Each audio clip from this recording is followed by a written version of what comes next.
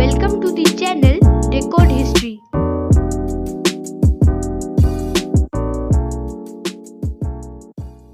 Subscribe कीजिए decode history channel को history related topics के बारे में जानने के लिए और बेल आइकन को दबाना ना भूलें लेटेस्ट अपलोडेड वीडियोस के नोटिफिकेशन सबसे पहले पाने के लिए। Today we are going to discuss about the remaining part of our previous video on the causes of the decline of the Mughal Empire. But before getting into the topic, I would like to request my viewers who haven't seen my previous video on the same topic to please see that video first, as it is interrelated with today's topic and obviously it will help you to clear your concept. Please don't forget to check the description box as link of my previous video is provided. So now let's get into the topic. Babur Mughal empire का founder था India में and Bahadur Shah to last emperor था Mughal empire का। बाबर से लेके औरंगज़ेब तक early Mughals बोला जाता है एंड अर्ली मुगल्स काफ़ी एफिशिएंट था एंड बहादुर शाह से लेके बहादुर शाह टू तक लेटर मुगल्स बोला जाता है एंड लेटर मुगल्स इनएफिशिएंट था। अभी हम मुगल एम्पायर का डिक्लाइन का कॉजेस पॉइंट वाइज डिटेल्स में डिस्कस करेंगे। First, wars of succession. Mughals कोई भी रूल्स फॉलो नहीं करता था regarding succession like law of primogenitor, मतलब कोई भी ऐसा रूल नहीं था कि जो भी एम्परर का फर्स्ट या एल्डेस्ट सन होगा उन्हीं को ही थ्रोन ऑक्युपाई करने का राइट होगा। मुगल्स के हिसाब से जो भी सन कैपेबल होगा उन्हीं को थ्रोन ऑक्युपाई करने दिया जाएगा। इसीलिए जैसे ही कोई एम्परर का डेथ होता था उनके सन्स के बीच वॉर शुरू हो जाता था थ्रोन को ऑक्युपाई करने के लिए और ऐसे ही मुगल एम्पायर वीक होता चला गया, specially after the death of Aurangzeb. Second, Aurangzeb's policies. Aurangzeb को कभी ये समझ ही नहीं आया कि एक वास्ट मुगल एम्पायर को चलाने के लिए पीपल, सोल्जर्स एंड नॉवेल्स का सपोर्ट बहुत नेसेसरी है और एक एम्पायर डिपेंड करता है पीपल की सपोर्ट के ऊपर। राजपूत्स ने औरंगज़ेब को सपोर्ट करना बंद कर दिया था, जो पहले मुगल एम्पायर को काफ़ी सपोर्ट करता था और ये एक बहुत बड़ा रीज़न था मुगल एम्पायर सक्सेसफुली रन करने के पीछे। राजपूत्स पहले एक पिलर की तरह मुगल्स के साथ खड़ा होता था, बट औरंगज़ेब्स पॉलिसी राजपूत्स को मुगल्स का एनिमी बना दिया था।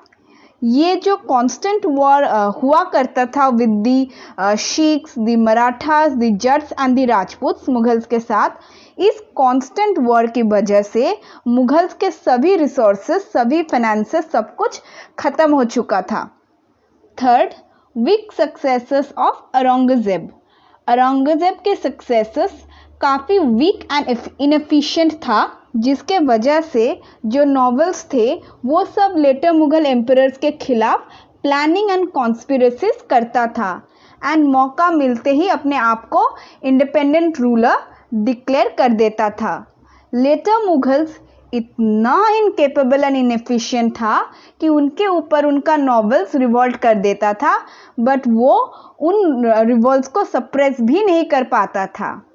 Absence of a strong rule और absence of efficient bureaucracy and army Mughal empire को वीक बना दिया था और इसी रीज़न से मुगल एम्पायर धीरे धीरे वीक होता चला गया, धीरे धीरे टूटता चला गया। Fourth, empty treasury. शाहजहां को नए नए बड़े बड़े बिल्डिंग्स कंस्ट्रक्ट करना बहुत ही पसंद था, जिसके वजह से रॉयल ट्रेजरी ऑलमोस्ट खाली हो गया था एंड औरंगज़ेब का साउथ के साथ लंबा वॉर चला था, जिसके रीज़न से बाकी बचा हुआ जो रॉयल ट्रेजरी था वो भी एम्प्टी हो चुका था। Fifth reason is invasions. पहले तो लेटर मुगल्स काफ़ी इनएफिशिएंट था एंड उसके ऊपर से फॉरेन इन्वेशंस ने मुगल एम्पायर को पूरी तरीके से ख़त्म कर दिया था।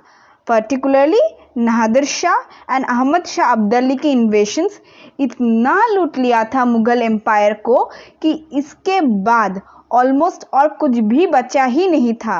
रॉयल ट्रेजरी खाली हो गया था, कुछ भी और बचा नहीं था।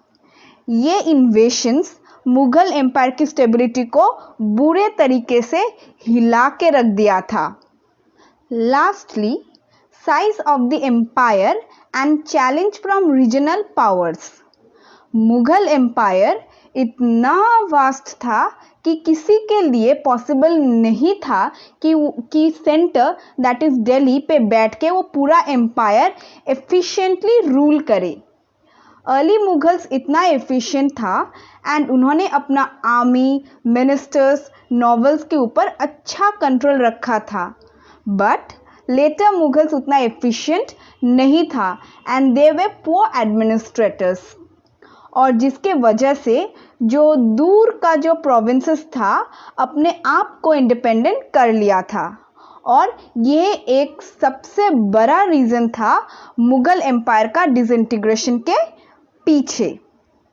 So this completes the topic. I hope कि आपको टॉपिक अच्छा लगा होगा एंड अगर समझ आया है तो प्लीज़ लाइक बटन को प्रेस कर दीजिए एंड वीडियो को शेयर ज़रूर कीजिए। So today's question is, who was the last Mughal emperor? You need to answer this question in the comment section. If you have any doubt or any topic in your mind, please feel free to comment me and I'll make sure to upload that topic for you.